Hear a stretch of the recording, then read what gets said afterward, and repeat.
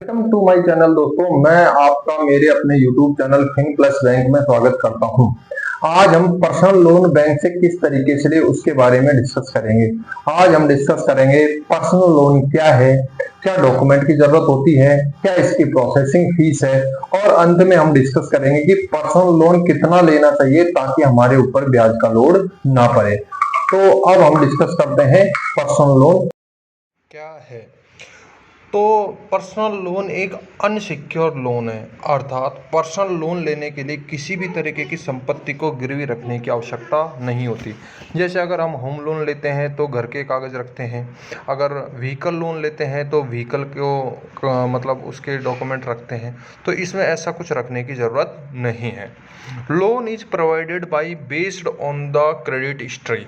आपने पहले कोई लोन ले रखा है, उसको किस तरीके से चुकाया है, इस हिसाब से आपको पर्सनल लोन मिलता है। और क्रेडिट स्कोर आपका अगर 750 से ऊपर है तो आपको पर्सनल लोन मिलने के चांसेस ज़्यादा है। इंस्टेंट अप्रूवल, इसमें अप्रूव में कोई टाइम नहीं लगता। कुछ बैंक तो इसको 40 मिनट में और कुछ बैंक इसको 4 घंटे तक अप्रूव करके लोन सैंक्शन कर देते हैं। अब इसका नेक्स्ट पॉइंट है, इसको किस किस पर्पज़ के लिए यूज किया जा सकता है। घर का कोई रिन्यूएशन करवाना है, मैरिज है, या कोई मेडिकल इमरजेंसी है, कोई भी जर्नी यात्रा करने जा रहे हो तो, शिक्षा, घर के कोई भी उपकरण खरीदने हैं, और बैलेंस ट्रांसफ़र करने हैं या कोई अन्य व्यक्तिगत खर्चा। बैलेंस ट्रांसफ़र का मतलब आपको यहाँ से पैसे ले जाकर किसी दूसरे लोन को बंद करना है जहाँ का इंटरेस्ट रेट ज़्यादा है, तो उसे बैलेंस ट्रांसफ़र कहते हैं। अब हम डिस्कस करते हैं कि इसमें लोन कितना मिल सकता है। इसमें 50,000 से लेकर 25 लाख रुपए तक लोन मिल सकता है। और कितने टाइम के लिए, ये ईएमआई के रूप में हमको 1 से 5 वर्ष तक के लिए मिलता है।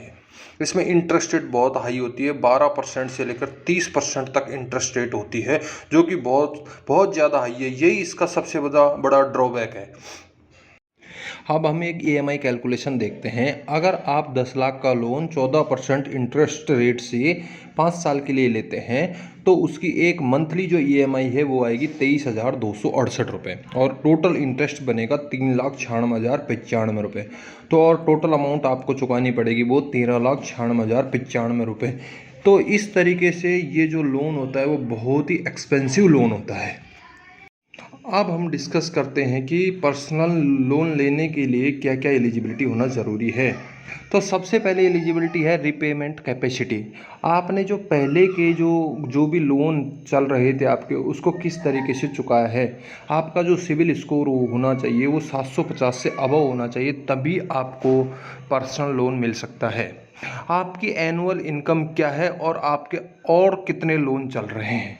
अगर मान लो आपकी एनुअल इनकम 30,000 है और आपके पहले से ही 20,000 की पर्सनल लोन चल रहे हैं तो आपको लोन नहीं मिलेगा। मिनिमम इनकम आपकी 15,000 रुपये पर मंथ होनी चाहिए। बैंक कस्टमर प्रोफाइल भी देखता है, एग्जांपल जैसे सैलरीड है या सेल्फ एम्प्लॉयड है, प्रोफेशनल है या बिजनेसमैन है, ये सभी चीज़ें देखता है।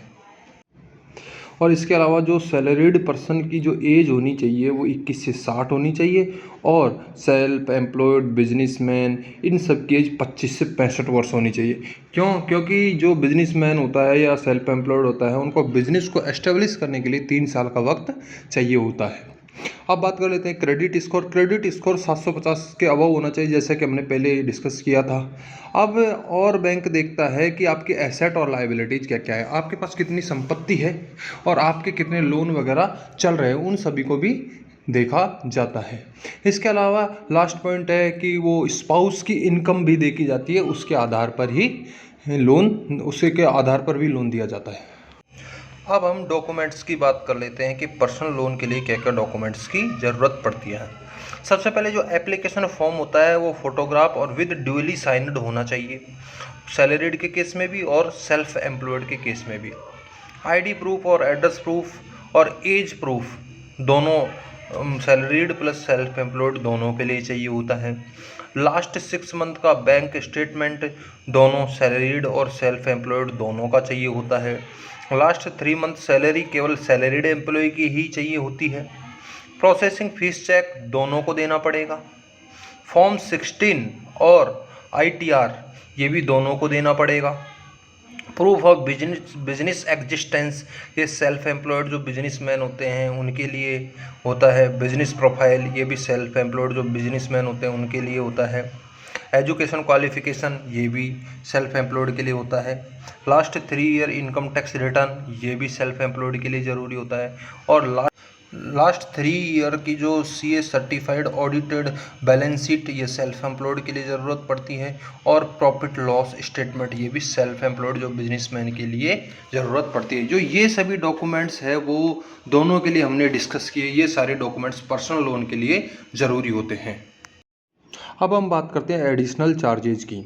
एडिशनल चार्जेज में सबसे पहले प्रोसेसिंग फ़ीस आती है। ये 1 से 2% of loan amount plus GST होता है। दूसरा आता है प्री पेमेंट और फोरक्लोजर चार्जेज, ये 2 से 3% of loan amount plus GST होता है। और सभी जो सर्विस चार्जेज पे जो GST होता है वो 18% होता है। अब हम डिस्कस करते हैं कि पर्सनल लोन के क्या फ़ायदे हैं और क्या इसमें कमियां हैं। पर्सनल लोन के फ़ायदे हैं कि इसमें मिनिमम डॉक्यूमेंटेशन की ज़रूरत पड़ती है और इंस्टेंट अप्रूवल हो जाता है। लेकिन इसमें कमियां हैं कि इसकी एक्सपेंसिव लोन है ये और हाई इंटरेस्ट रेट पर देता है। और इसकी जो इंटरेस्ट रेट पर वेरिएशन होता है वो हाई होता है, कभी कभार RBI चेंज करता रहता है। अब दोस्तों हम डिस्कस करते हैं कि टिप्स क्या है पर्सनल लोन के लिए। तो सबसे पहले पर्सनल लोन लेने से पहले आपको कंपेयर करना चाहिए इंटरेस्ट रेट्स को डिफरेंट बैंक्स में। तो जहाँ पर इंटरेस्ट रेट कम हो वहाँ से लोन लेना चाहिए। दूसरा, पर्सनल लोन को अवॉइड करने की कोशिश करनी चाहिए। उसके अगेंस्ट में आपको होम लोन लेना चाहिए, लोन अगेंस्ट प्रॉपर्टी लेना चाहिए और टॉप अप लोन लेना चाहिए। टॉप अप लोन मिलता है होम लोन पे के ऊपर दूसरा लोन। इन सभी में interest rate compare to personal loan बहुत ही कम होती है, 8%, 9%, इस तरीके से। अगर मान लो किसी कंडीशन में आपको पर्सनल लोन लेने की बहुत ज़रूरत है तो आप हमेशा लो अमाउंट को प्रीफर करो और लेस टाइम पीरियड के ले लीजिए। तो ये थी दोस्तों पर्सनल लोन से रिलेटेड सारी जानकारियाँ। अगर आपको जानकारी अच्छी लगी है तो वीडियो को लाइक और चैनल को सब्सक्राइब ज़रूर करें। Thank you so much.